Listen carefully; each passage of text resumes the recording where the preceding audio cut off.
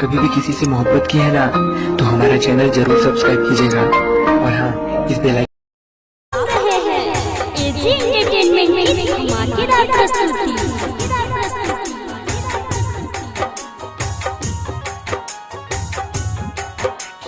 DJ Kanchan Raj, नीम चौक चौसीमा वैशाली।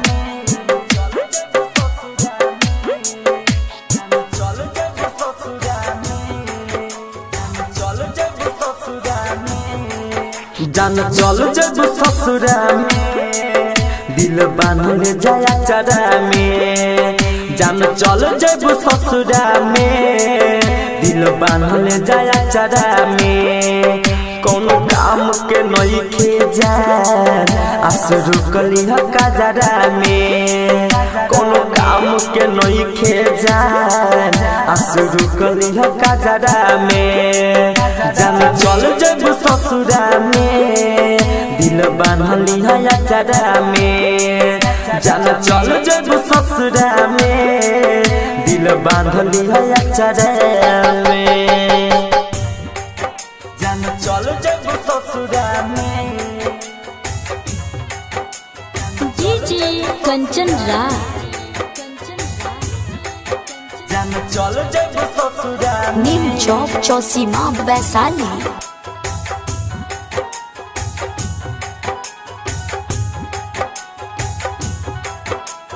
दिल बांधली है चरा में। रोलू बितावत साझ सवेरावा, आँखी में हमारा ते दिलु लोरावा। रोलू बितावत साझ सवेरावा, आँखी में हमारा ते दिलु लोरावा।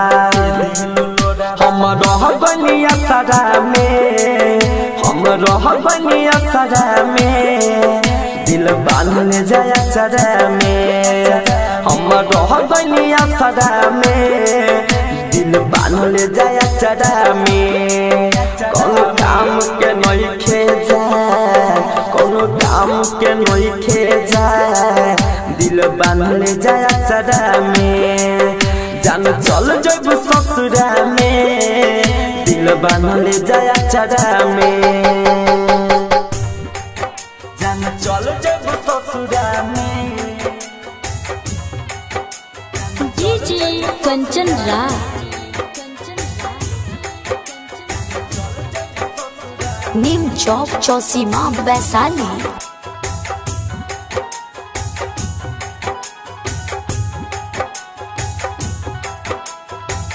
दिल बांधली है चरा में। हमें बना दिल प्यार में पागला, कौना कसूर के ले लो बदला। कौना कसूर के ले लो बदला। हमें बना दिल प्यार में पागला, कौना कसूर के ले लो बदला। लकी भादती निराला के, लकी भादती निराला जरा। दिल बांधले जाया चरा में, लकी भादती निराला जरा। दिल बांधले जाया चरा में। कोनो काम के नई खे जाए, कोनो काम के नई खे जाए। दिल बांधले जाया चरा में। जान चल जब ससुरा में, दिल बांधले जाया चरा में। एजी रिकॉर्डिंग स्टूडियो रोशनपुर सपहा।